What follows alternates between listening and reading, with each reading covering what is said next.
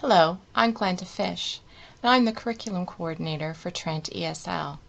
Today I want to talk about error correction and error identification, and the method that I tend to use when I'm teaching my EAP courses. So, let's get started. Overall, there are two approaches when marking writing especially, or even speaking, but there are two approaches to error correction for language learners. The first tends to be error correction, and the second is error identification. So what do I mean by those two terms? Well, with error correction, the marker corrects the language error for the student. So I have a piece of writing and I see that there's an error. I correct it for the learner. And so one advantage of this method is that it models correct language usage. The learner can see, oh, this is what it should look like. And we often use that kind of method with beginning and intermediate language learners. The second method is error identification. And in this instance, the marker points out the error, so maybe you underline it or highlight it in some way, and then also makes a notation about the nature of the error. But the marker does not actually correct the error. That correction process is left for the student to correct later. And this type of method is often used with intermediate to advanced learners, although there are aspects of it that could be used with beginner learners as well. So today we're going to talk mostly about error identification. And so let's start with the rationale. Like, why do we do this in the first place? Well, there are several good reasons that we might want to use error identification with intermediate to advanced learners. And one is that students become aware of their own language weaknesses.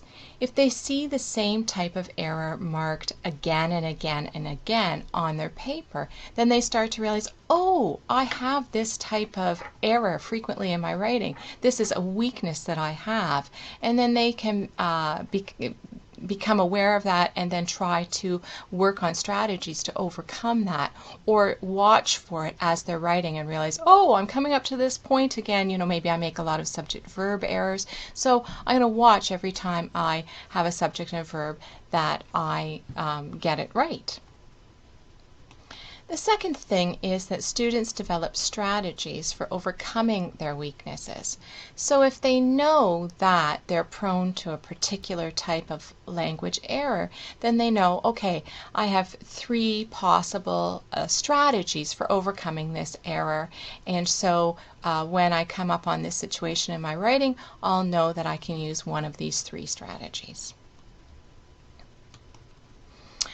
The third thing is that students gain greater control over the meaning of their communication. And what I mean is that when, as instructors, when we correct the error for students, then we are imposing meaning on their writing. And sometimes we get it wrong. We think that the student's trying to say one thing, and so we correct it with that meaning in mind, but in fact the student's trying to say something else. And so if we just point out what the error is, then it's up to the student to figure out a new way of conveying their true meaning. And so finally, what all of this does is it encourages students to become independent learners. And so when students are in intermediate to advanced levels, their days of studying ESL or EAP are limited. Soon they will be out in the real world. Perhaps they'll be out studying in academic courses for a degree. And so they will need to be able to carry on their own language learning and their own language development, in a sense, on their own. And so we want to be able to give them the skills and the tools so that they can do that.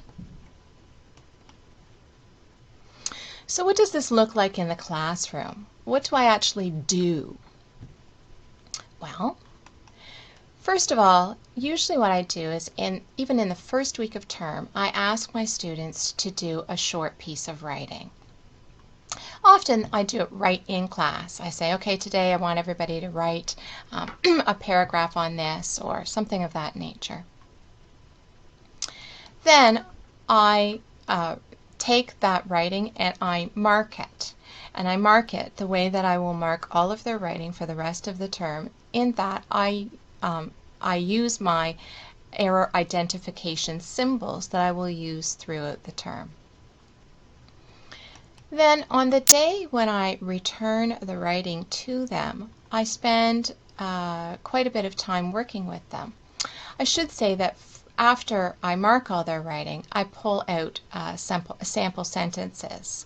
And often what I do is I type them up so that I have them on a computer and then I can show them on a screen. And then I can use these when we talk about them, talk about their writing in class. So what I can do then is on the day that I return the writing to them, and they see all these sort of hieroglyphics, all these symbols all over their writing, and they say, Miss, I don't know what this is about. Then I can say, okay, let's talk about this. And these are the symbols that we're going to use all term. And so I show them the sample sentences and the error identification symbols.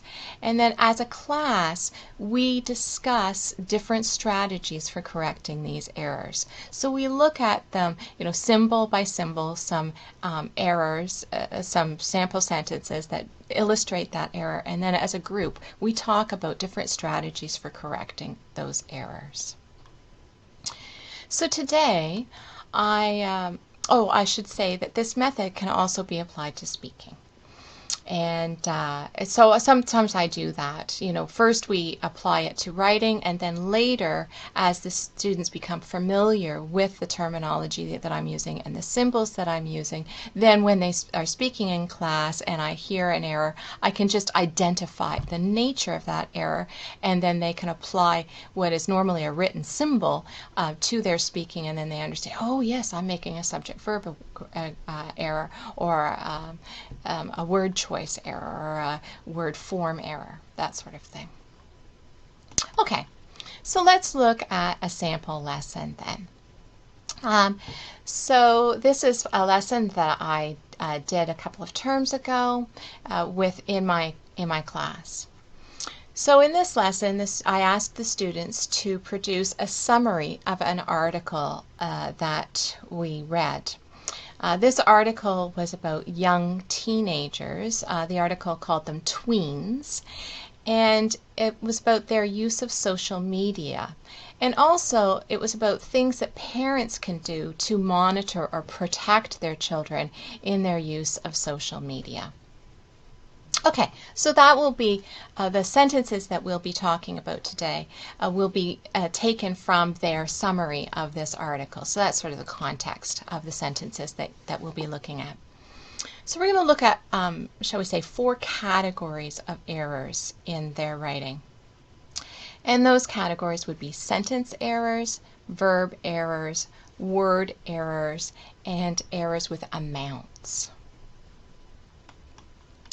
So let's start with sentence errors.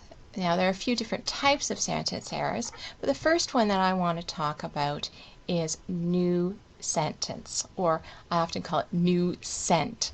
So what I've done here is at the top I've written new sentence so that we understand what the error is, and then in parentheses I've put the short form or the symbol that I would actually use when I'm marking writing. Okay, so here's a sentence. Parents worry about social media. They always check their children's Facebook profiles. Okay, so what I would do when I'm marking this is that I would put a little vertical line above the comma. Okay, so between media and they, I'd put a little vertical line, and then above they, I would just write new sent. Okay, so what I'm doing there is I'm showing for the students that parents worry about social media is one sentence, and they always check their children's Facebook profiles is another sentence. You'll notice I haven't corrected it for the student. I've just pointed out what the error is. So then we talk about different strategies for fixing that. And I usually get the students to produce this, but today I have to do all the talking, so I'll just talk about it. But one way that they can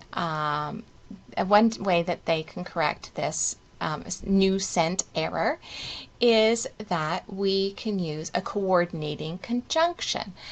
You might know about the fanboys rule. So for or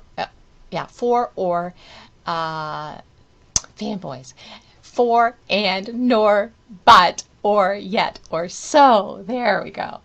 And we always use comma and a fanboys. So what we can use is a coordinating conjunction, comma, so. Parents worry about social media, comma, so they always check their children's Facebook profiles. Another way of fixing this is with a semicolon. And we often say that a semicolon is used to separate two sentences that are closely joined in meaning. And we often find that when students instinctively use a comma to separate two sentences, that a semicolon would be a good choice. So we could have social media, semicolon, they. And then finally, the obvious choice might be media, period, capital T, they. So those are the three that I often get out of students. But with a more advanced class, there's another choice. And that would be to turn the two sentences into a complex sentence. So in this case, it might look something like, because parents worry about social media, they always check their children's Facebook profiles. Okay, so that's the new sent error. Another sentence error is what I call two verbs. And again, in parentheses, you see my short form that I would often use when I'm actually marking the writing. And by this, what I mean is that we have one subject and two verbs instead of one subject, one verb, one subject, one verb. So here's a fairly typical example. Many parents join social media. So you can see we've got are is a verb and join is a verb, social media. So one option would be to eliminate, well basically we want to eliminate one of these two verbs. So one option would be to just eliminate the are. So many parents join social media. Or another option would be many parents are joining social media. Okay, let's look at another sentence. This is another sort of typical two-verb problem that we find.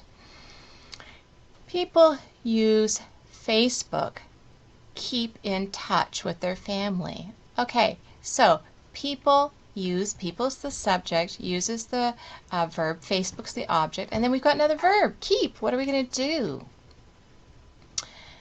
So another way of fixing a two-verb error is often to turn the second verb into an infinitive or a gerund. So people use Facebook to keep in touch with their family. Okay, and a third thing that happens where there are two verb errors is often with there are sentences. And there are some language groups that are particularly prone to this type of error. So there are many parents join, we could continue the sentence, Facebook. Okay, so what's happening here is that we've got one subject and again two verbs. So what are we going to do? Well, there are a few ways of fixing a there are error. One is to add another subject. There are many parents who, so we're adding a subject before the join. Now it works. There are many parents who join. Okay, another way of fixing that is similar to what we've done above, where we turn the second one into a gerund or an infinitive. There are many parents joining Facebook. And another way is to eliminate the there are. Why do we need it? What's the purpose? So then just make it many parents join. Okay, and so now we're going to move along to verb errors. So many of us, I think, when we think of verb errors, think of subject-verb agreement. It's a very common issue. And so, again, in parenthesis, I've got S/V, AGR for agreement. And so what I would do is I would underline the two words. I'd underline the subject and I would underline the verb as you see in this sentence. And then I would write S/V AGR either above or below. Sometimes if the subject and the verb are separated by a few words, I might draw a little line to the two so that the student can easily understand that the one symbol applies to the two words. So this one, they prefer the new networks that has lower conditions. Okay, our subject is plural and our verb has is singular, so that's just not going to work.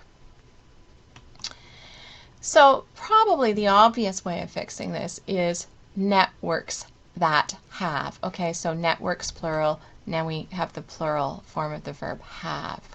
But there's another possibility, and that is to change the subject.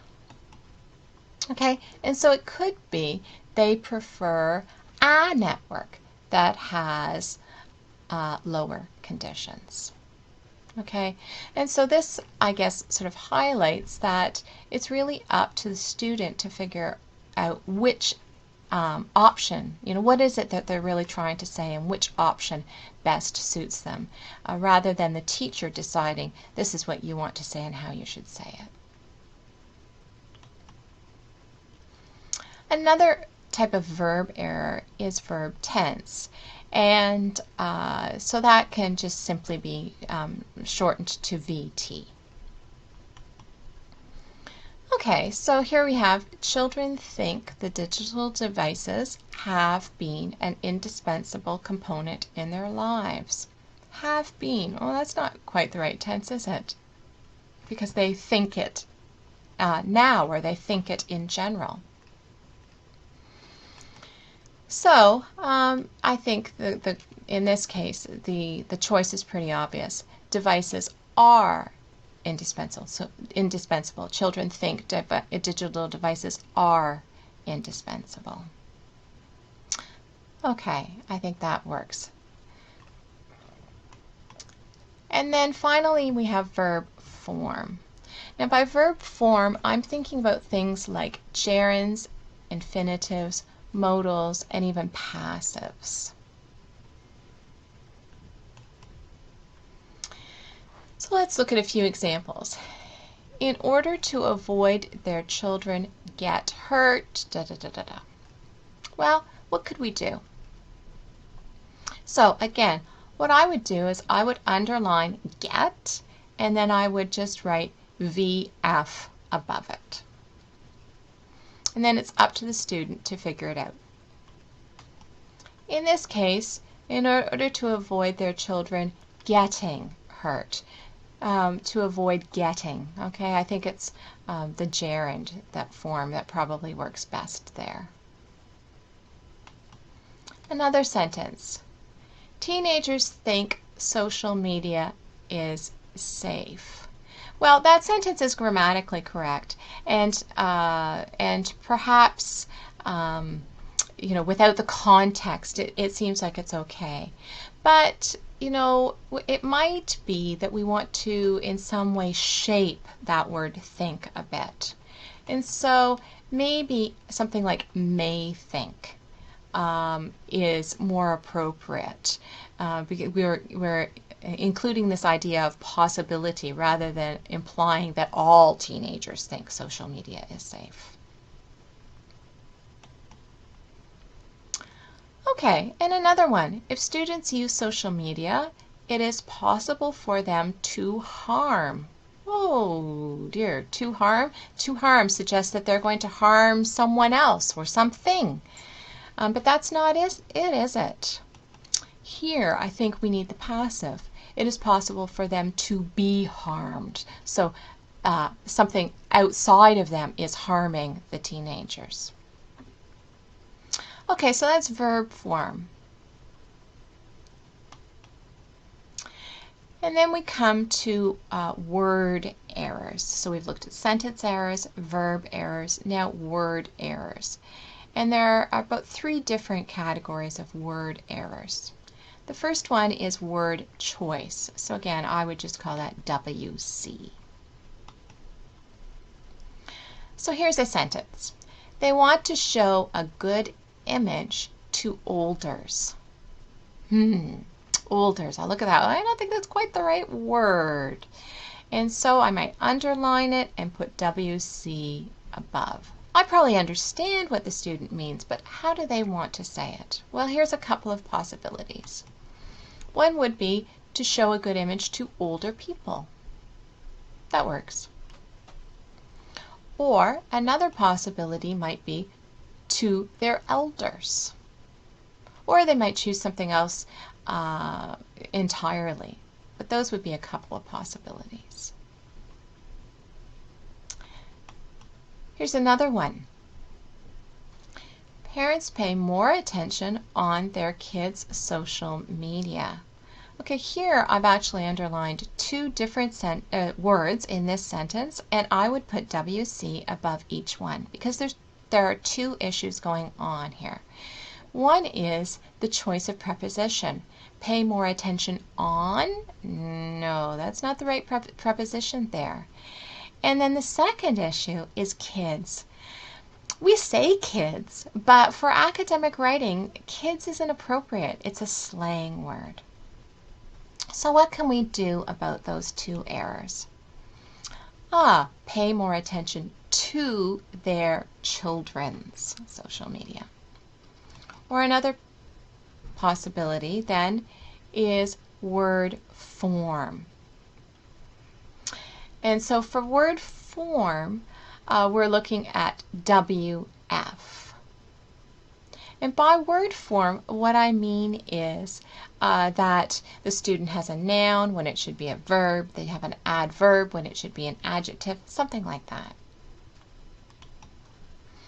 Okay, so they need to show a cleanly Facebook profile. Okay, cleanly is an adverb, but what we need here is an adjective, don't we? We need an adjective to modify Facebook, the noun. And so in this instance, clean. We just need the adjective form. Okay, so that's word form. And the third type of word error is spelling. And I think instructors pretty universally use that SP short form for spelling. So again, I would just underline the word, or sometimes I even underline just the part of the word that is misspelled, and then I would put that SP symbol. So pro-flies. We're talking about Facebook pro-flies. It's not pro-flies. It's Facebook profiles. And then another very common one that I find in student writing. Morden. In the modern age. No, it's not modern. It's modern. Okay? Modern parents. Modern computers. All right. So that is word errors. And so finally, we want to look at amount errors. And there are a couple of different errors that have to do with numbers or amounts. And one is single countable noun, or SCN. So, let me show you what I mean. Teenagers still keep Facebook account. Okay, account is a single countable noun. And so when we have a single countable noun, there are a few options. One is that we need a determiner before the single countable noun. And I'll talk about a couple of examples in a moment. And the other is that we can make that single countable noun plural. So we could have, for example, a Facebook account. Okay? Or another option would be Facebook accounts. If in a different sentence, though, instead of having a Facebook account, we could have something, a teenager or the teenager still keeps his Facebook account. Okay, so instead of a Facebook account, there are other options. And so we want to be careful not to just limit it to articles, but that's why I tend to go with determiners, because there are other options other than just a and the. Okay, so that's single countable nouns. I just would mention that although I don't demonstrate this, I do sometimes use the symbol NCN, and that's non-count noun. And so that would be for a word like water. If a student writes a sentence and they say something like a water, then I might just underline water and put NCN. It's a non-count noun, and so that needs to be changed to something like a cup of water or just water. But I find that once I introduce SCN, that NCN comes fairly naturally. And then parent should teach child. Aha! Here we have lots of options. A parent should teach a child. Parents should teach their child, or parents should teach their children. So again, this is the advantage of pointing out the error and then allowing the student to say what they really want to say and what they mean, because very often there's more than one possibility. Okay, another type of amount error is plural singular. Okay, this time it's all within the word. That doesn't often happen, but them is plural, self is singular. So I would just underline it and put above it PL/S. And so then the correction here is fairly obvious. Themselves, I suppose it could be himself or herself as well. And then this is perhaps a little more typical, a necessities. Okay, a suggests singular, necessities suggests plural. And so again, there are a couple of options for how we would fix this. We could say a necessities, so make it singular, singular, or we could talk about just necessities, make it plural.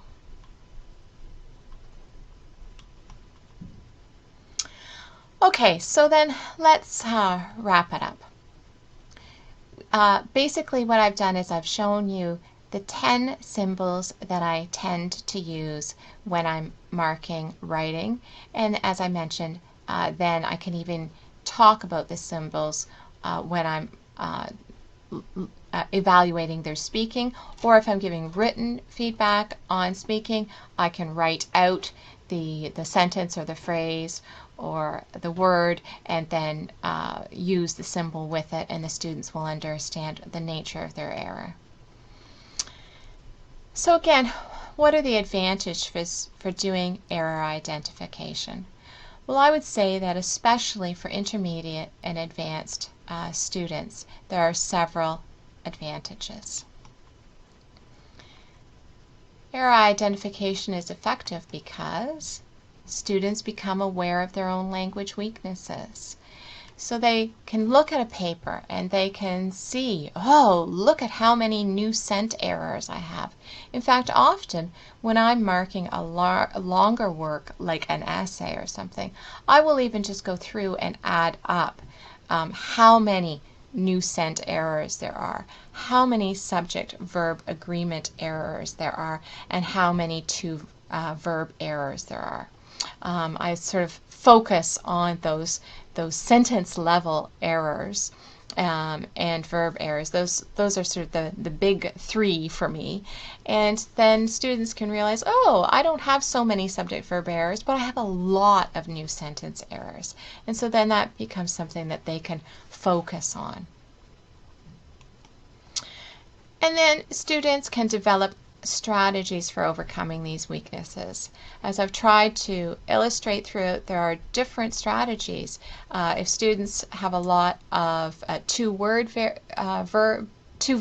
errors, then they quickly learn, okay, there are maybe 3 strategies for overcoming those types of errors, and so how can I use the different strategies in different situations. Another advantage to this error identification, as opposed to just error correction, is that students gain greater control over the meaning of their communication. They can determine what is it that they want to say and what is the best way of communicating their intended meaning. And finally, I think that with error identification and sort of the process that I've outlined, students are encouraged to become independent learners. And after all, that is the goal. We want them to graduate from ESL or EAP and to go on to careers or to go on to academic studies and to be successful. And so we want them to be able to take control of their own language learning and their own communication, and to be able to work on their language beyond our walls and beyond even their ESL or their EAP experience. The 10 symbols that I have shown you today are ones that we have found that work. They seem to work with many different language groups, and we find that 10 is sort of a nice number. It's not too many, it's not too few. But you may find that you want to adapt or use other symbols that would work maybe better for a language group that you are working with, or that just suit your situation better. Whatever the case, I still think that error identification is a very useful tool for students that encourages their learning and their growth as English language learners. Thank you for listening.